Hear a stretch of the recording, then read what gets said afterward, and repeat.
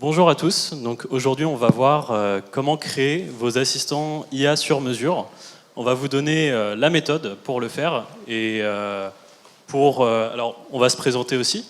Donc moi, pour présenter, je m'appelle Selim Chehimi, je suis le cofondateur de Mark AI et on a accompagné plus de 100 entreprises dans la création de leurs propres assistants IA sur mesure. Personnellement, j'en ai accompagné plus de 100 aujourd'hui. Toujours des marques françaises, et aujourd'hui je suis accompagné de Alexandra, que je vais laisser se présenter aussi. Bonjour à tous, donc je suis effectivement aujourd'hui avec Selim parce qu'on a intégré au sein du service marketing et communication Marc depuis plus d'1 an maintenant. Ça fait plus de 10 ans que je suis CMO et en fait je représente Bluesoft aujourd'hui. Pour vous en dire un peu plus, c'est une ESN, donc une entreprise de services numériques qui a été fondée en 2008 pour accompagner les organisations de leur transformation numérique. Pour vous donner un peu notre complexité, aujourd'hui on a plus de 800 collaborateurs, 9 BU, chacun avec leurs expertises. Du coup on a des réels enjeux de création de contenu pour nos différentes BU au sein du service marketing. Et on va vous montrer aujourd'hui comment est-ce que Marc nous a accompagnés dans l'amélioration et la facilitation de nos processus. Donc nous, on a fait un constat avec l'IA, c'est que l'IA était beaucoup trop impersonnelle, c'est-à-dire qu'elle va utiliser des tournures de phrases, des mots qui sont moyens, elle n'a pas le vocabulaire adapté pour les entreprises. Et le constat qu'on a fait, c'est que chaque entreprise a vraiment besoin de sa propre IA sur mesure, qui comprend la marque, qui comprend l'identité aussi de la marque avec le bon vocabulaire.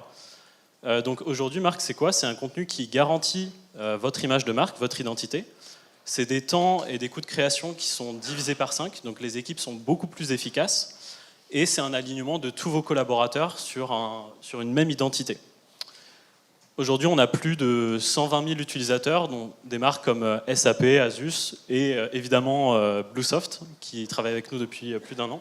Donc ce qu'on va voir aujourd'hui, c'est pourquoi est-ce que l'IA générique ne suffit plus? Pourquoi est-ce qu'on a besoin d'aller plus loin? Parce que justement, comme je vous disais, les IA sont beaucoup trop impersonnelles. Elles s'expriment toutes de la même façon, et ça, c'est un vrai problème. On va y revenir sur un peu les tournures de phrases qui sont très typiques IA, qui sont détectées facilement. Le vocabulaire aussi qui est détecté, qui fait très IA. On va voir du coup 5 étapes pour créer vos assistants sur mesure et les technologies clés qui garantissent l'excellence et la fiabilité quand on déploie une IA au sein de son organisation. Ensuite, on va voir du coup des cas d'usage concrets qu'on a mis en place avec Alexandra sur la création d'articles de blog SEO.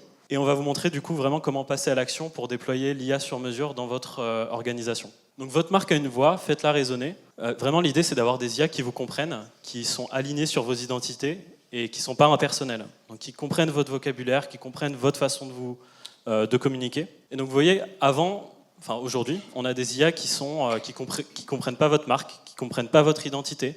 On a des IA qui ne sont pas expertes, qui ne connaissent pas votre expertise, qui ne connaissent pas vos produits, vos services. Donc c'est un vrai problème, vous devez mettre des prompts qui sont beaucoup trop longs. Et ensuite, on a des IA qui ne sont pas fiables. Donc les informations qui sont générées par l'IA peuvent contenir des erreurs, il peut y avoir des hallucinations. Et ça, c'est un vrai problème quand on déploie l'IA en entreprise. On a besoin vraiment d'IA qui sont beaucoup plus fiables. Clairement, et puis en plus, effectivement, ça se voit tout de suite. D'une part, il faut qu'elle soit fiable, il faut qu'elle soit sécurisée. Et en plus, quand vous produisez du contenu avec des IA génériques type ChatGPT, ça se voit tout de suite en fait. Tout ce que vous allez publier par la suite, et quelque part, c'est l'image de votre marque, c'est l'image de votre entreprise. On va se dire tout de suite, en gros, ils ont mis ça dans ChatGPT. Est-ce que c'est sûr? Est-ce que les informations qu'ils relayent sont fiables? Et ça peut poser des problèmes. On a un mot qui est le mot crucial. Je pense que tout le monde dans la salle l'a déjà vu passer. Ce mot, il revient très souvent. Et on va voir aussi d'autres mots, justement, d'autres vocabulaires qui reviennent très souvent. Vous voyez, c'est des patterns récurrents dans un monde en constante évolution, par exemple, qui revient très très souvent. Un vocabulaire qui est artificiel, avec vraiment aujourd'hui des adjectifs qui sont à proscrire, comme crucial, révolutionnaire, impactant, incontournable. C'est vraiment un vocabulaire qui revient très très souvent. C'est des structures typiques avec des emojis qui sont surutilisés. L'emoji fusée, par exemple, qu'on retrouve dans toutes les publications LinkedIn aujourd'hui. Et aussi des majuscules inutiles. Par exemple, au sein des titres, vous avez très souvent... En fait, ça vient d'une convention typographique anglo-saxonne. Donc les Anglais font ça. En France, nous, on ne met pas de majuscules au sein des titres. Et ChatGPT, par défaut, ou même toutes les autres IA, en fait, vont rajouter parce qu'elles sont entraînées sur des contenus anglais, donc elles vont rajouter pas mal de majuscules, et nous en français on veut pas ça, tout simplement. On va vous parler avec Alexandra d'un cas d'usage. En fait, on a créé pour Bluesoft un assistant qui permet de générer des réponses à des appels d'offres. Et premier problème qu'on ne voulait pas sur une IA générique, c'était la confidentialité des données. Et Alexandra, tu me disais à quel point c'est assez important. Clairement, vous allez voir les équipes commerciales et vous leur dites on a un truc génial, on peut vous aider aux réponses aux appels d'offres. Et là, ils vous dites ok, très bien, vous fonctionnez comment? On a une IA. Mais du coup, on va mettre toutes nos données, tous nos chiffres, etc. dans une IA qui n'est absolument pas sécurisée. Et là, tout de suite, même s'ils voient bien le gain de temps, il y a quand même un problème de sécurisation de nos données. Pas que nos concurrents vont pouvoir tout de suite aller voir dans le ChatGPT ce qu'on a rentré comme chiffre. N'empêche qu'on sait très bien que c'est des données qui peuvent avoir de la valeur, qui peuvent être vendues, et on ne veut absolument pas de fuite sur toutes les données confidentielles de l'entreprise. Donc la première chose, c'est effectivement d'avoir une solution IA où on est sûr à 100% que les données restent là où elles sont et elles ne pourront pas être utilisées par qui que ce soit d'autre. Et en deuxième point, il y a aussi la structure. Par exemple, si on reprend le cas d'une réponse à un appel d'offres, pour Bluesoft, il y a vraiment une structure. Comment est-ce qu'on va structurer une réponse à un appel d'offres? Si on était sur une autre IA, il faudrait vraiment prompter, donner énormément d'informations sur la structure qu'on attend, le nombre de mots, les différents titres. Et enfin, il y a aussi les personas. On discutait avec Alexandra qui a plusieurs types de personas, techniques ou acheteurs. Est-ce que tu peux nous en dire plus? En fait, déjà, on a 9 BU qui ont des spécificités en termes de clients à qui ils s'adressent. Donc déjà, il y a cet enjeu-là. Et puis en plus, même au sein de chaque réponse, on peut avoir, soit on va répondre à un DSI, soit on va répondre à un acheteur, soit on va répondre à un décideur. Et effectivement, le vocable que vous utilisez, la structure de votre appel d'offres ne va pas être la même. Et on détaillera ça un petit peu après, mais effectivement, c'est un travail de démarrage de vraiment structurer sa pensée pour un appel d'offres et ainsi de suite. Mais après, ça permet à tous les commerciaux de Bluesoft d'avoir une même structure claire sur laquelle ils peuvent travailler, où on est sûr qu'on va mettre en avant la valeur ajoutée de Bluesoft pour répondre correctement à nos appels d'offres. Et ça, c'est super important. Et les personas, c'est de la même façon. On ne s'adresse pas du tout aux mêmes personnes. Si vous vous adressez à quelqu'un qui est très technique, il faut s'assurer qu'il va trouver dans notre réponse exactement ce qu'il cherche, les réponses à ses questions, pour éviter éventuellement une disqualification tout de suite ou beaucoup d'allers-retours qui vont mettre en question notre expertise. Et c'est un vocabulaire qui est complètement différent entre un acheteur ou une personne technique. Il y a vraiment une façon de communiquer. On va vous montrer du coup 5 étapes pour créer vos propres assistants IA. Donc ces étapes, il y en a 5. La première, c'est vraiment décoder votre ADN de marque. Donc on va constituer votre plateforme de marque, votre charte éditoriale. La deuxième, c'est orchestrer votre intelligence collective. Donc on va regrouper vos podcasts, vos webinars, votre site web. C'est un peu décalé. La troisième étape, c'est on va commencer par façonner votre IA. Donc on va vraiment créer un collègue digital qui va être un membre à part entière de votre équipe. Ensuite, on va intégrer votre nouvel allié. Donc là, comment est-ce qu'on le prend en main? Comment est-ce que l'équipe peut le prendre en main? Et ensuite, on va amplifier l'impact. On va vraiment intégrer cette IA au sein de plus d'équipes, plus de marques, etc. Et là, ce que vous allez voir, du coup, c'est une démo live, une démo enregistrée de marque, donc que je vais vous commenter. Donc vous voyez, ce qu'on voit ici, c'est un espace de travail. C'est l'espace de travail de Bluesoft. Donc là, c'est vraiment l'IA de Bluesoft. On a le nom de l'IA tout en haut. Alors là, elle s'appelle Marc, mais il faut savoir que dans tous les autres espaces de travail, elle s'appelle Marco. Donc, je vous expliquerai qui est Marco. Et vous voyez, on a l'URL du site web, une description de l'entreprise et de la marque. Pour préciser, ça c'est une des BU spécifiques de Bluesoft qui fait en fait de l'intégration de solutions Microsoft. Vous voyez, on a les assistants IA ici, la réponse à un appel d'offres, l'assistant pour le blog SEO qu'on verra juste après. On va retrouver les différents types de personas directement. Donc avec le DSI, vraiment chaque persona va avoir un vocabulaire précis, une tonalité d'écriture précise. Et on va pouvoir par exemple dire, on écrit un article de blog pour tel persona. Donc là, il y a le persona DSI qu'on voit.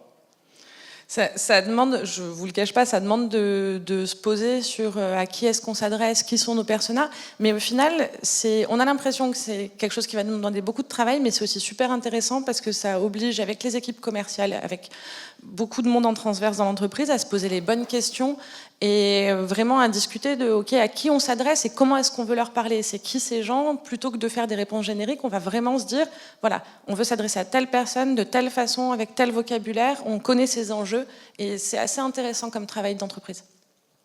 Là, vous voyez, c'est aussi les mots à exclure. Quels sont les mots que votre marque ne doit pas du tout utiliser? Quels sont les mots qui sont approuvés? On va faire ce travail-là par persona. Alors certes, ça prend du temps au début. Certainement, il y a beaucoup de chartes éditoriales qui ne sont pas mises à jour, mais c'est vraiment l'occasion de faire ce travail-là. On a le guide de style avec les règles éditoriales. Donc, est-ce qu'on va utiliser le tutoiement? Est-ce qu'on va utiliser le vouvoiement? Là, vous voyez, on a une règle de langage naturel, donc pour ne pas avoir justement ces tournures de phrases qui font très IA. Dans le paysage du commerce, en ligne, il y a toujours, enfin, vous voyez, c'est très redondant. Et enfin, on a alors un glossaire de traduction. Pour être beaucoup plus précis, on va localiser si vous avez des cas d'usage de traduction. Et une base de connaissances. Donc là, la base de connaissances, c'est vraiment tout ce qui va donner l'expertise de l'IA. C'est hyper important que vous ayez une base de connaissances quand vous utilisez un outil d'IA. Parce que si vous avez uniquement le modèle, on va manquer en fiabilité, on va manquer en expertise. Et donc là, ce qu'on est en train de voir, voilà, c'est la base de connaissances de Bluesoft Empower, avec des documents PDF qu'on peut uploader, des webinars. Je sais que l'équipe utilise pas mal de vidéos aussi. Ouais, sur Empower, on fait beaucoup de webinars, ça a un réel intérêt vis-à-vis de nos clients. Et en plus, il y a beaucoup de documentation qui avait déjà été produite auparavant. Donc ça a vraiment été pour nous l'occasion de reprendre toute notre base documentaire et la mettre dans Marc pour s'assurer qu'effectivement, on avait le bon discours, la bonne expertise, les bons termes pour apprendre à Marco à travailler avec nous. Ou ça peut être même de, par exemple, transformer une vidéo en un article de blog. Ça, c'est quelque chose qu'on verra ensuite. Juste pour vous en dire un peu plus, là, je vous parle de 2 BU et du groupe de manière générale, parce qu'en fait, c'est les 3 espaces de travail qu'on a créés sur Marc. Et ce qui est intéressant, c'est que dans les 3 cas, on ne va pas communiquer de la même façon, on ne va pas créer le même contenu. Comme je vous le disais, sur Empower, on a un côté très technique, on s'adresse très régulièrement à des DSI, et donc là, c'est vraiment être en mesure d'avoir le bon vocable technique pour mettre en valeur nos offres. Bluesoft Consulting porte bien son nom, c'est une des BU qui fait du consulting, qui va s'adresser aux banques et aux assurances et effectivement à des décideurs de plus haut niveau, donc on ne va pas avoir la même tonalité au niveau du contenu qui est généré. Et c'est nous qui avons effectivement implémenté dans Marc le fait que on voulait utiliser plus ces termes-là, avoir plus ce type de tonalité. Et puis pour terminer, Bluesoft Group, c'est le chapeau qui gère toutes nos BU. Et là, comme on s'adresse à plus de monde, on va avoir une communication qui est plus institutionnelle. Et vraiment, c'est comment est-ce qu'on s'adresse à un plus grand public. Ça ne veut pas dire qu'on ne peut pas personnaliser après, on en reparlera, parce que entre quand je fais un article de blog et quand on publie sur LinkedIn, c'est nécessairement pas exactement le même ton, mais on peut personnaliser ça au sein de Marco, qui est capable de, à partir d'un article de blog, de changer la tonalité quand on va partir sur un livre blanc, changer la tonalité quand on part sur un post LinkedIn, et c'est là que nous, ça nous fait gagner énormément de temps au sein de l'équipe. Et il me semble en plus qu'il y a plusieurs pages LinkedIn pour... Oui, on a une page LinkedIn par BU ou presque, donc effectivement entre la Suisse, la Belgique, Consulting, Empower, Bluesoft Group, etc. Ça veut dire qu'on a des tonalités différentes sur toutes nos pages LinkedIn. Aussi, juste parce qu'on parle un peu de multilangue, de traduction, il y a beaucoup d'entreprises qui vont utiliser des outils comme DeepL, comme Google Translate, et un des problèmes qu'il y a, c'est que le contenu n'est pas localisé. Donc vous voyez, disons que vous faites un article de blog SEO, vous allez vouloir le traduire du français à l'anglais, de localiser, d'avoir des traductions natives, d'adapter le SEO aussi. Le SEO en France ne va pas être le même que le SEO en Angleterre. Et même DeepL n'est pas hyper adapté, ce n'est pas des traductions qui sont natives. Et on a vraiment besoin d'adapter les traductions pour vos personas. Donc ça c'est un cas d'usage qui revient très souvent aussi avec l'article de blog. Justement, en parlant de cas d'usage, aussi une des premières étapes, c'est d'identifier vos cas d'usage. Je vous en donne quelques-uns. Par exemple, transformer un webinar en livre blanc, faire des traductions, créer des articles de blog SEO, transformer un livre blanc en article de blog en post LinkedIn. Et la première étape, ça va être d'évaluer le ROI. Combien de temps est-ce que vous perdez aujourd'hui? Combien de temps est-ce que vous pouvez gagner? Donc ça constitue vraiment ces premières étapes de paramétrage, j'ai envie de dire. Oui, puis en plus, nous, on a des gros enjeux de création de contenu à partir d'un sujet technique ou pas d'ailleurs. Et effectivement, c'est comment est-ce qu'on fait vivre un sujet, un contenu, au travers de tous nos canaux de communication, vraiment pour mettre en avant l'expertise du groupe.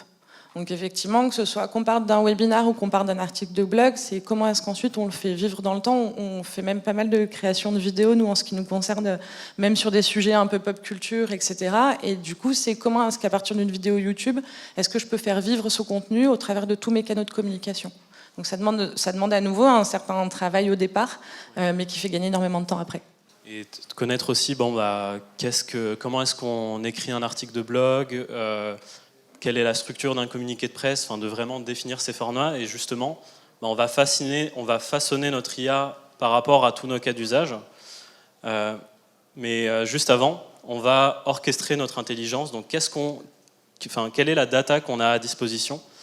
Le blog, par exemple, c'est de la data qui est publique en plus. C'est vraiment une première source d'expertise pour l'IA.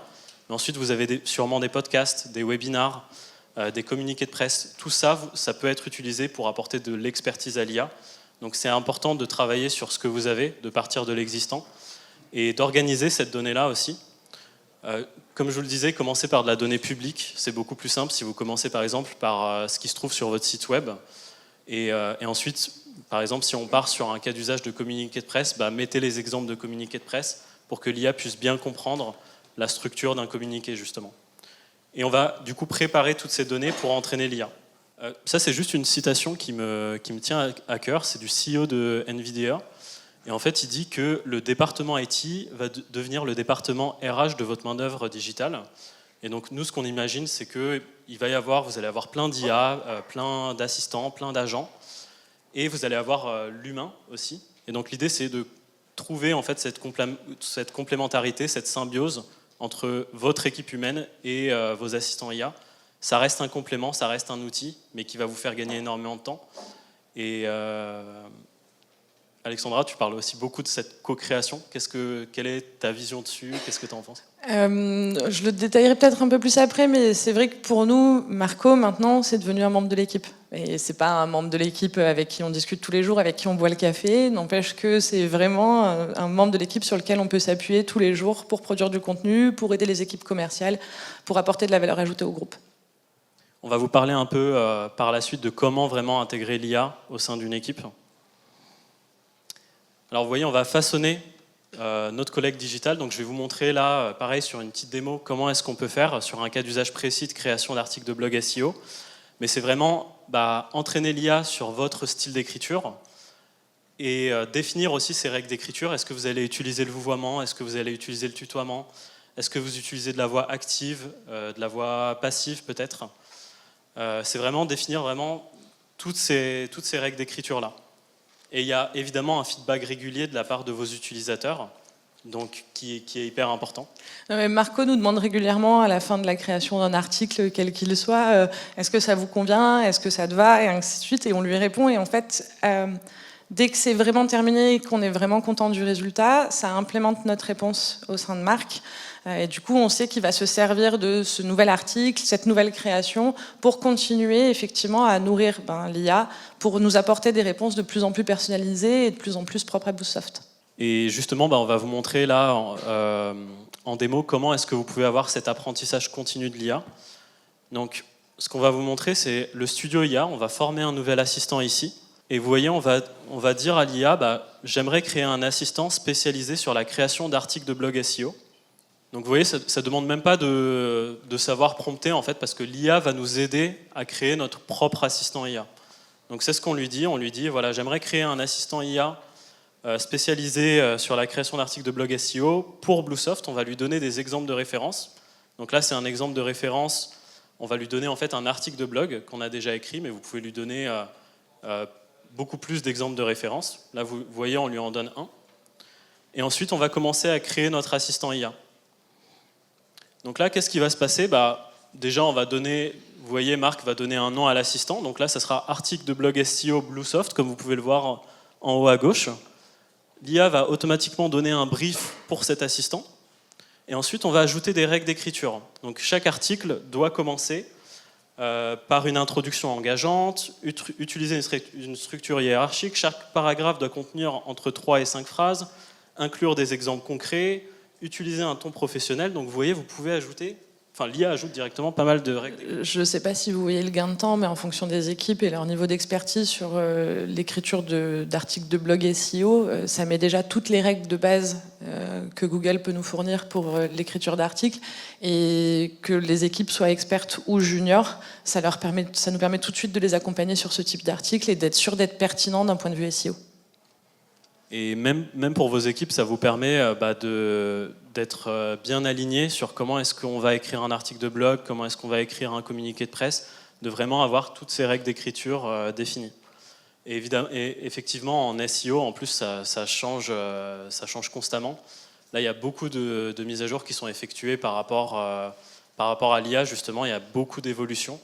Et toutes ces règles-là sont directement prises en compte. Vous voyez, il y a des outils en bas. Il y a de l'analyse SEO. Marc qui est connecté directement à SEMrush. On va pouvoir faire une recherche Google, donc vraiment créer des assistants ultra précis. Et évidemment, la recherche dans la base de connaissances pour avoir beaucoup plus d'expertise. Là, vous voyez, ce que je suis en train de faire, c'est que je suis en train de rajouter une règle d'écriture.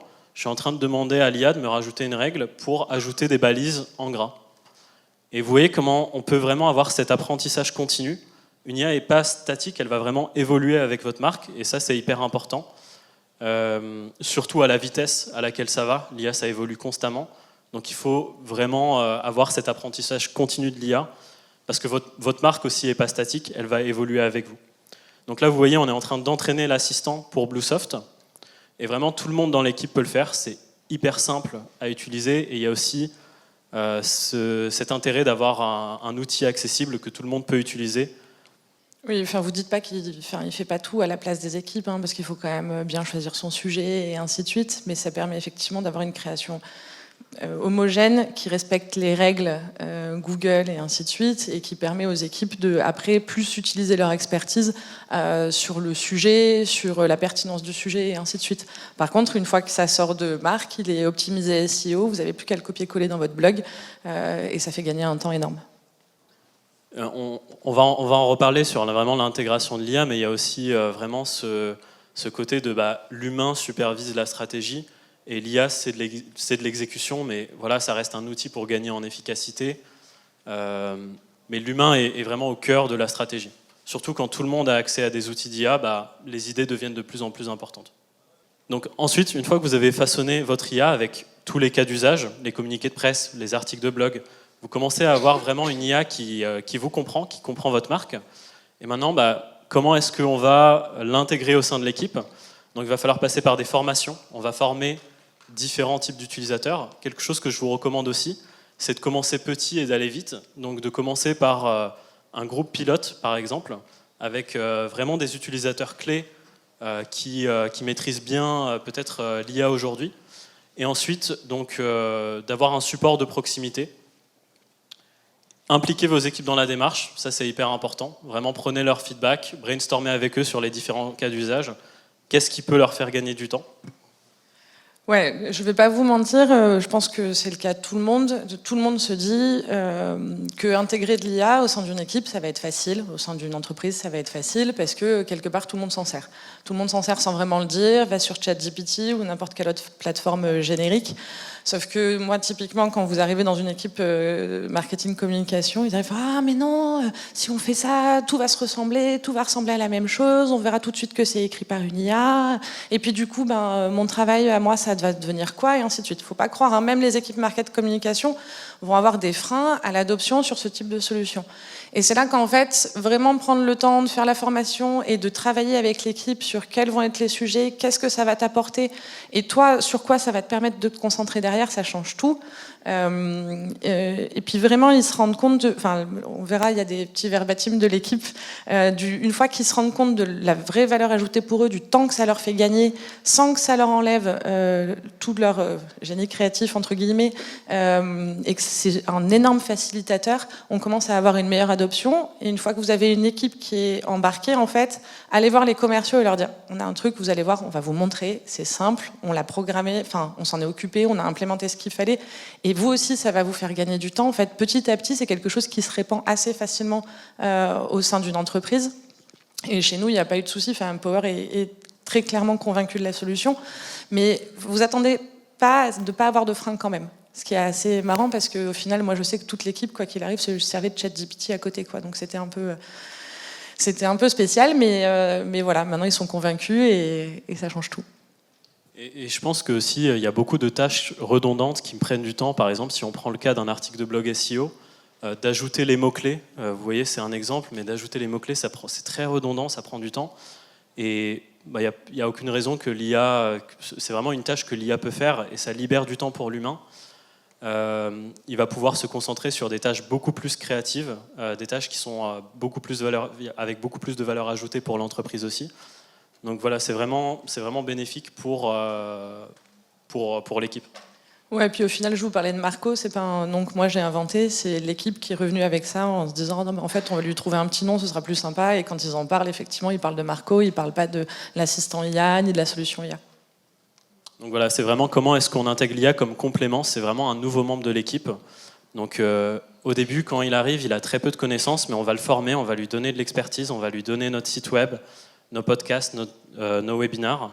Et ensuite, il va intégrer l'équipe, on va lui donner un petit nom, etc. Enfin, c'est vraiment la même chose que intégrer un collègue humain, sauf que c'est un collègue digital. Et dernière étape, on va étendre. Donc, au début, on a fait ce travail-là avec un groupe pilote. Ensuite, on va impliquer beaucoup plus de services, beaucoup plus d'équipes. Donc, l'équipe marketing, l'équipe e-commerce, l'équipe RH, la marque employeur, les commerciaux, enfin vraiment tout le monde peut trouver des cas d'usage et tout le monde peut gagner du temps aussi avec l'IA aujourd'hui.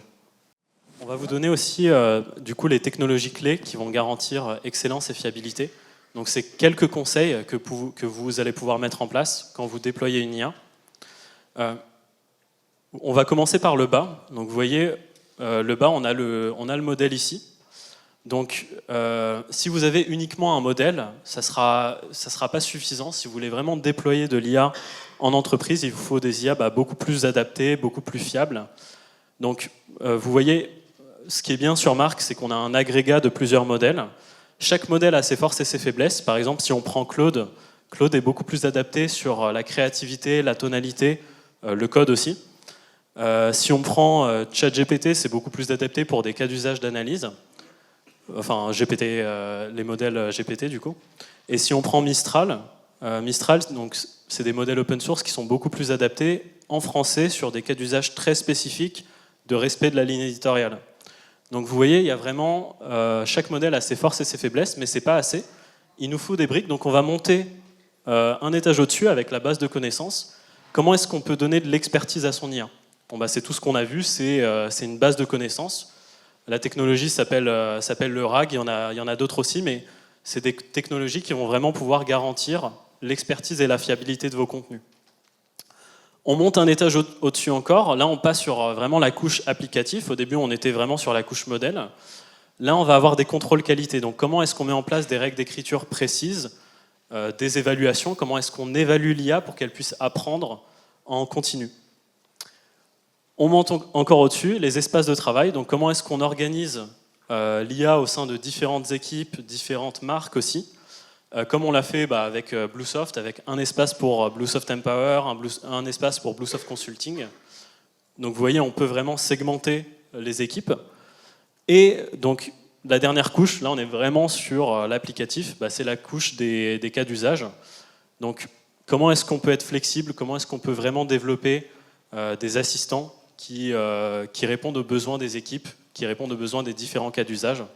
Donc vous voyez, si on était resté vraiment que au niveau 1, ça ne serait pas assez, on aurait des problèmes de fiabilité. Et quand on intègre de l'IA en entreprise, au sein de son organisation, on a vraiment besoin de toutes ces couches-là qui vont garantir de la fiabilité et qui vont garantir une bonne intégration aussi au sein de l'équipe. Un dernier cas d'usage que j'aimerais discuter avec vous, alors après on va passer à un cas d'usage sur la création d'articles de blog SEO. Là, vous voyez, c'est un cas d'usage qu'on travaille avec des marques en retail sur la création de la génération et la traduction de descriptifs produits. Donc si on prend le cas, il y a plusieurs marques retail qui travaillent avec Marc AI aujourd'hui que vous portez très sûrement.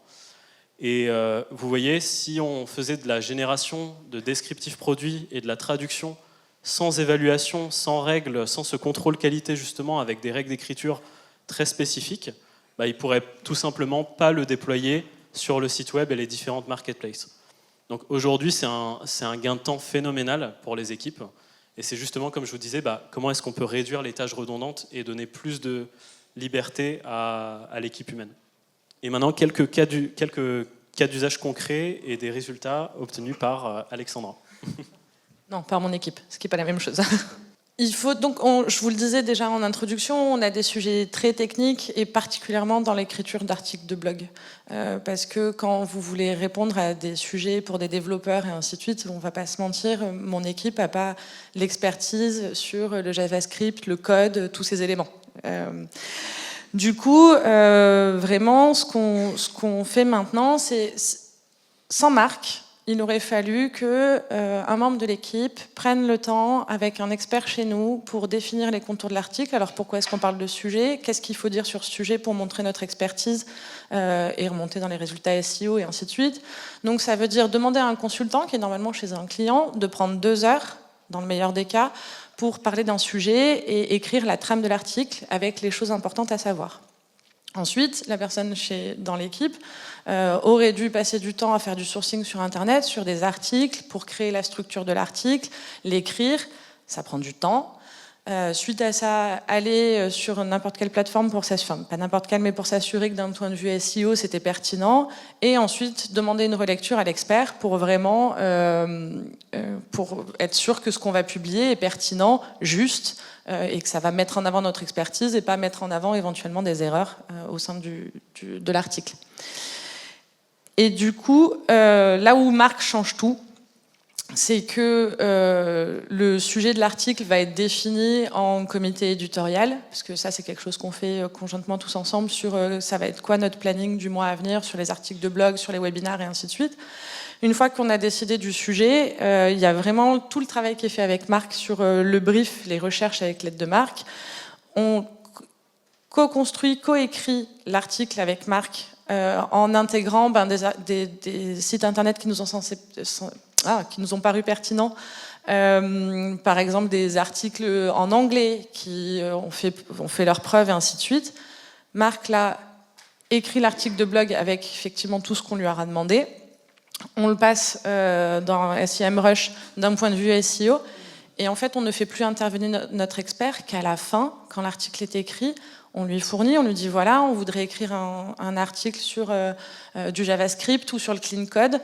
Voilà ce qu'on a écrit, qu'est-ce que tu en penses? Et du coup, ça permet de demander à notre consultant, allez, un quart d'heure de sa journée pour nous faire un retour sur l'article. Et en fait, pas plus tard que la semaine dernière, on en a créé un. Et effectivement, tout de suite, le retour a été, c'est super pertinent, je te ferai 1 ou 2 petites modifs là, mais sinon, c'est vraiment très bien, tu peux envoyer ton article de blog tel quel.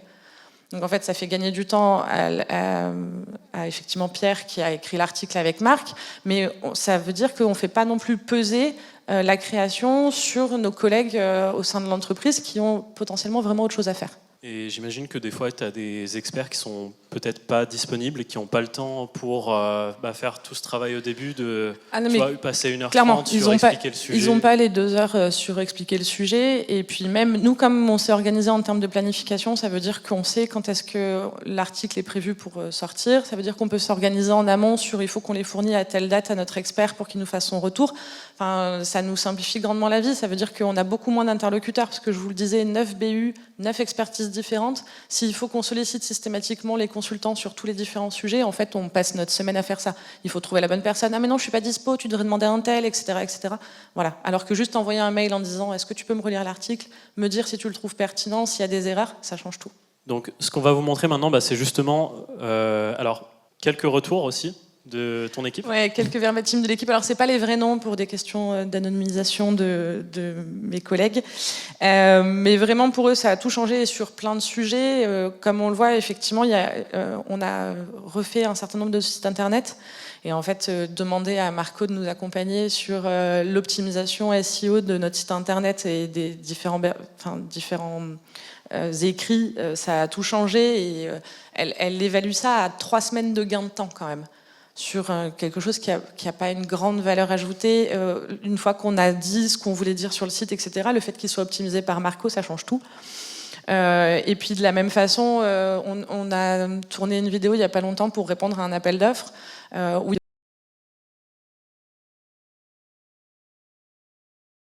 entièrement en anglais.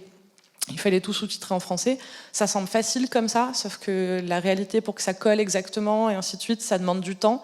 Et là, Marco nous a tout fait, tout proposé. Ah, mais je l'écrirai plutôt comme ci, je l'écrirai plutôt comme... En plus, il est source de propositions. Et effectivement, les articles de blog, clairement, quand on n'a pas l'expertise sur le sujet, parce que tout le monde n'est pas développeur full stack pour parler des sujets de développement, et ben, ça aide vraiment terriblement. En plus, 3 semaines full-time, c'est un gain de temps énorme. Ah bah, ça permet d'être beaucoup plus agile quand vous voulez sortir un nouveau site internet, parce que vous savez que... Parce que par exemple, il y a des sociétés qui sont intégrées chez Bluesoft et on le sait 1 mois et demi avant, et on veut sortir un site internet au bon logo, bonne couleur, avec les bons messages dedans 1 mois et demi après, ben, ça nous fait gagner énormément de temps, quoi. On va vous montrer du coup vous voyez comment est-ce qu'on a créé justement un article de blog qui a été validé par les experts métiers de Bluesoft. Donc on donne une instruction sur l'assistant qu'on a configuré juste avant. On va sélectionner notre persona DSI, comme ça on va pouvoir vraiment adapter le vocabulaire. Rien que le sujet de l'article peut paraître très compliqué. Vous voyez, ce qu'on est en train de faire ici, c'est qu'on lui donne en fait une vidéo sur laquelle se baser. Vous pouvez lui donner, comme le fait Bluesoft, des vidéos, des audios, des documents PDF aussi. Oui, en fait, c'est juste le travail documentaire qui est fait avant la rédaction de l'article sur quelles sont pour nous les références, par exemple en anglais ou sur d'autres éléments, de ce sujet-là en particulier, ce qui nous permet d'aider à écrire l'article. Donc là, comme vous pouvez le voir, on va charger les paramètres du persona DSI qui est vraiment spécifique à Bluesoft. L'IA va aller effectuer une recherche Google. Donc là, c'est un peu toutes les briques qu'on avait vues au-dessus du modèle qui sont importantes. Donc là, l'IA se renseigne sur le framework JavaScript, justement. Elle a réuni pas mal d'informations. Maintenant, elle va effectuer une analyse SEO sur le mot-clé. Donc comme ça, elle va pouvoir ajouter les mots-clés SEO pertinents. Et elle commence à rédiger l'article. Alors on est vraiment sur une étape de premier brouillon. Ensuite, on pourra améliorer la tonalité. Je vais vous montrer juste après comment on l'a fait. Et puis en plus, Marco prend son temps, il nous écrit le sommaire, il nous dit souvent qu'est-ce que tu en penses, voilà la première partie, est-ce que je peux continuer, ou est-ce qu'il faut d'abord faire des modifications, parce que si jamais sur une première partie vous lui dites non, en fait la tonalité c'était pas ça, j'aimerais que tu parles plutôt de cette façon-là, il va ensuite le déployer sur les autres parties du sommaire. Après, je vous avoue que ça fait râler certains membres de l'équipe, je lui ai dit que ça allait, je vois pas pourquoi il continue pas. Et aussi, grâce à la base de connaissances aussi, Marco peut ajouter des liens, donc des liens internes par exemple, c'est hyper pertinent pour le SEO. Des liens vers d'autres articles de blog de Bluesoft. Vous voyez là, on voit des appels à l'action, consulter nos offres, contacter nos experts. Et on ne lui a pas donné non plus un prompt de 10 km, parce que Marco connaît directement la marque. Donc c'est tout l'avantage, les équipes n'ont pas besoin de savoir comment prompter. Et ça, je pense que quand on intègre l'IA au sein d'une organisation, c'est important de ne pas forcément avoir à former ses équipes à prompter.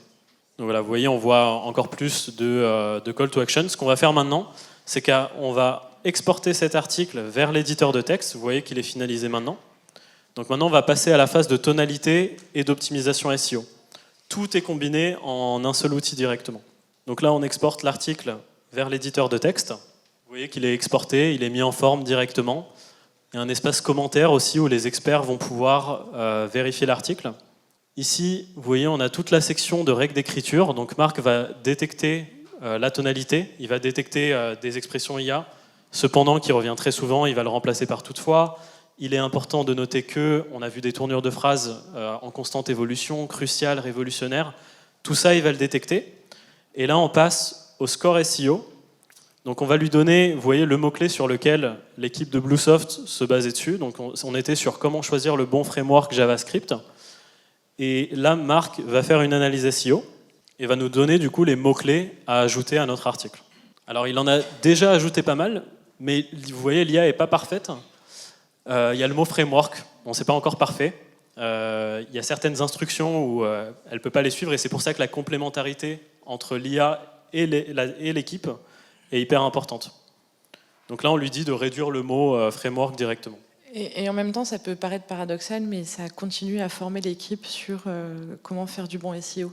Parce qu'en fait, la marque montre clairement, il faut que tu fasses un peu plus comme ci, un peu plus comme ça. Et plus ça va, et moins on a besoin de faire des corrections, parce que Marco apprend, l'équipe apprend, et ça nous permet d'avoir des résultats plus aboutis tout de suite. On peut voir aussi la concurrence. Donc, quels sont les autres articles qui se positionnent sur ce même mot-clé? Ça peut vous donner des idées de contenu. Vous allez pouvoir briefer votre IA pour ajouter d'autres sections, mais alignées avec votre marque et votre expertise à vous. Là, vous voyez, on lui a demandé d'écrire une section supplémentaire, donc on peut très facilement ajouter des mots-clés en plus, mais évidemment, ensuite, il va falloir superviser, réduire des sections, vraiment ajouter votre petite touche personnelle. On a des People Also Ask, donc des questions que les internautes se posent qui sont hyper importantes dans le cadre des évolutions de Google par rapport à l'IA. Google veut du contenu beaucoup plus précis, beaucoup plus expert. Et notre meta-title et meta-description. Donc vous voyez, tout ça vraiment au sein d'une même plateforme. Ça permet de combiner le branding avec la bonne tonalité et la performance avec vos mots-clés SEO pour vraiment s'assurer que vos articles puissent se positionner sur Google.